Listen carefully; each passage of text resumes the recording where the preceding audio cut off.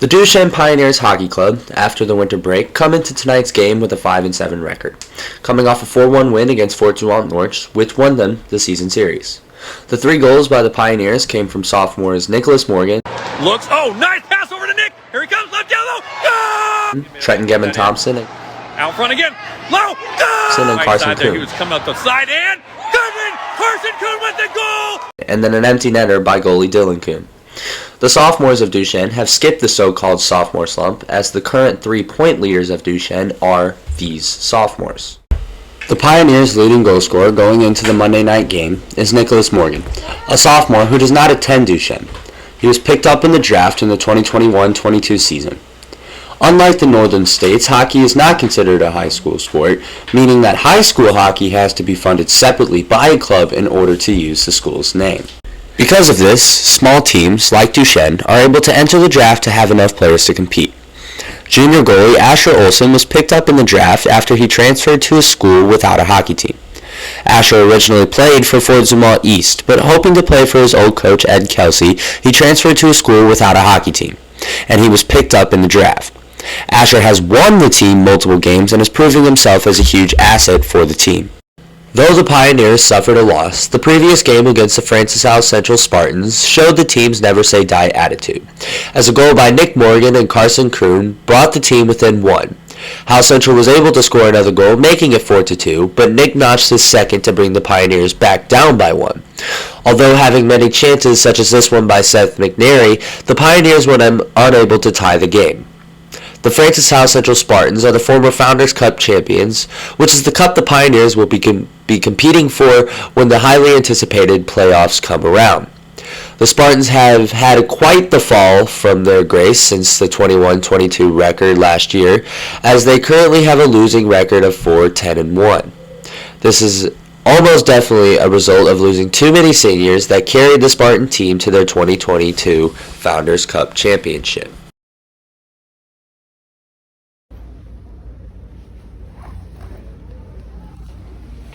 We look at stats all day. Stats are nice to gauge what you're getting ready to jump into. But at the end of the day, we have to stick to the game. The game plan is teamwork. Always has been, always will be. Especially on my bench. Lots of passing, lots of communication, and shit tons of shots. Blowing hard. Blowing hard. Boys, I don't care who scores a damn goal in this locker room. What I care about is how it got there. Okay? Unselfish play creates opportunity for your line mates. Unselfish play is going to create opportunity for you. Do not get off the game plan. Stick to it, work hard. For the love of God, boys, play for your team. Play for the guy sitting next to you. Play for the guy across the locker room. Boys, is a new shift. Every game's a new game. Go out there and fucking battle like it's your last. Alright? Go out there and fight hard and continue to work. I know some of you guys are going to be tired. Okay, we got a short bench. But that back check offense, dig deep.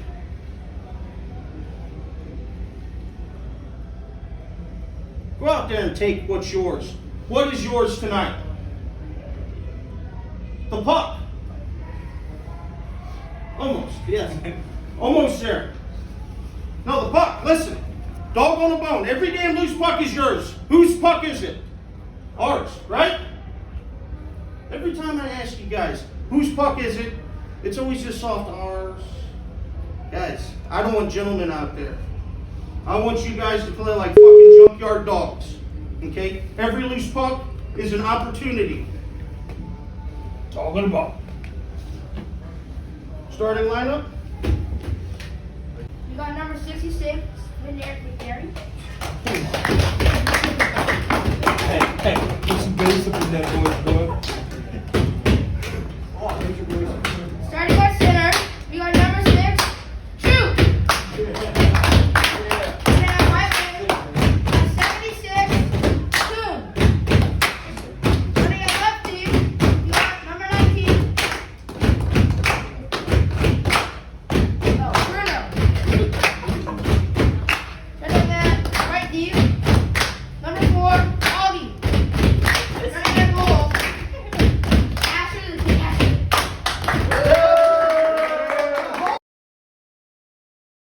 Get situated.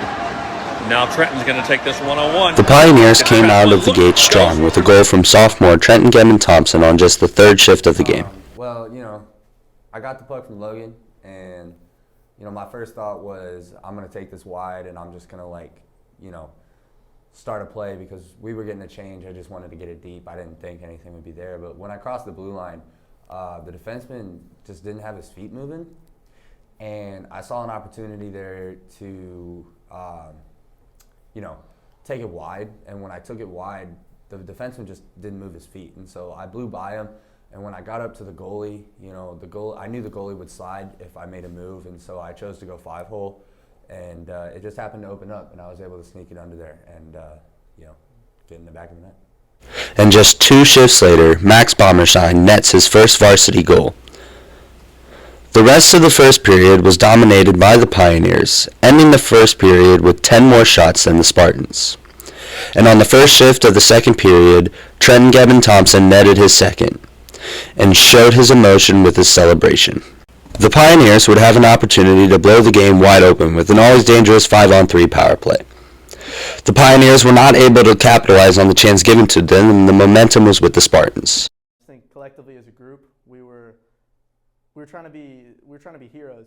We were all trying to go out there and score highlight reel Connor Bedard, clip goals that you see on TikTok, but and we weren't sharing the puck. 5-on-3 is a great opportunity to rotate your guys around as a unit, focus your power play up top at the D, and we just weren't doing that enough.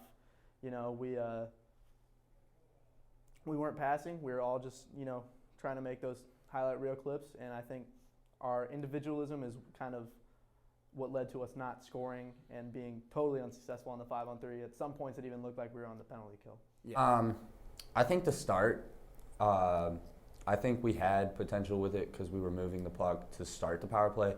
But once we, as a group, collectively got frustrated when we didn't score on the first power play, when the second power play came, we all decided that we wanted to be the hero. And, in a 3-0 game, there doesn't need to be a hero. And so we all started just taking the puck. I mean, I did it myself. I took it wide for no reason. I should have just stopped and, reset the power play. But, looking back, that was a perfect time to blow the game wide open, and we just didn't take that opportunity. And we just weren't moving the puck. A second, but Central had their stick on his. 3-on-2, going the other direction. Oh, Silver gets it past him. Wow, he is weaving in and out. Shoots. Oh, God! Period. 3-2 in favor of Duchesne.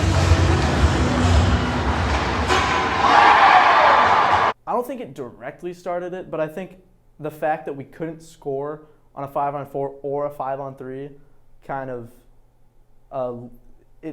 led to the fact that we were like, oh, we can't do this, and what are we even doing? We just kind of stopped trying, stopped giving effort, and a few quick goals from Hal Central later, and we were definitely down. So I don't think it's what directly caused it, but it definitely it played its part.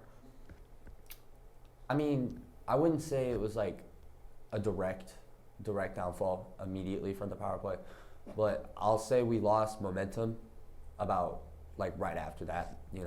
Not being able to score on those power plays, you lose momentum, and without momentum, it's hard to win a hockey game. And especially when you feel like you can be comfortable, you lose momentum like that. It's hard to keep going, and it's hard to win a hockey game without momentum.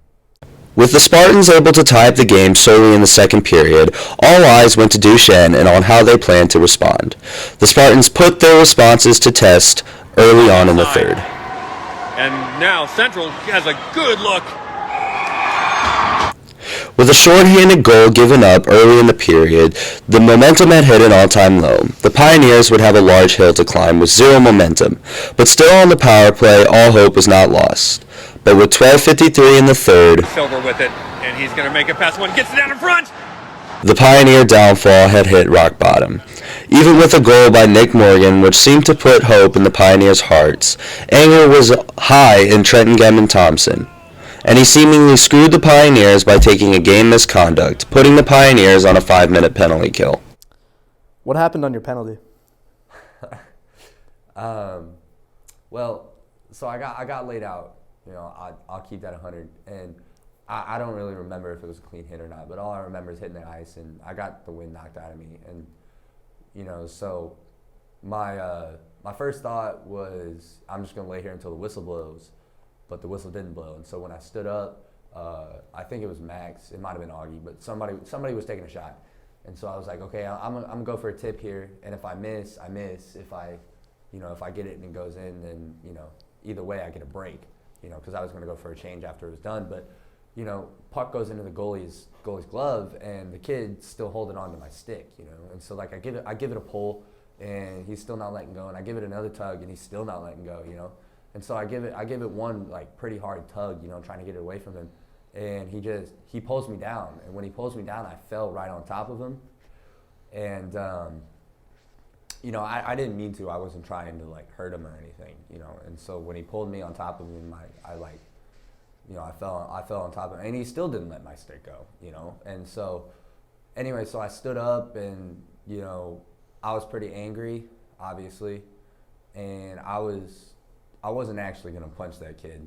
I know it looks like it in the video, but I wasn't actually gonna punch that kid. But then when I got in the box, I kind of let my anger take over. And when I tossed my helmet, that's when the ref tossed me out at the game. The Pioneers were unable to keep the Spartans off the board, and the score would end 6-4. All penalties and frustrations aside, Francis Howell Central has a record of 4 wins, 10 losses, and 1 tie. With those numbers, how does that make us look as a team? Tell you what, as a team, we need to perform better. Our record isn't bad, 5-8. You can't really be mad at that. But if you look at the teams we lost to, you can see the amount of times we could be 7-7 right now. And not discrediting the games that we lost or saying we had no shot, but the games where we did have a shot and we just blew them, like this game specifically. That's gonna negatively affect our record, and it gives us a harder team to play in once the playoffs come around. And trying to win a cup, you don't want to play the super tough teams. So, looking at our record, it should be better. But looking at the teams we've lost to, it makes us look like a team who's completely inconsistent. And, on any given night, we'll either be on or we'll be completely off. And, and I wouldn't say we were completely off against Howell Central, but we definitely weren't on come the second period. A loss to any team hurts, but a loss to a team that you should have beat or that you had a lead against in the game hurts a lot more. With some positives to come out of this game, they will all be overshadowed by the negatives.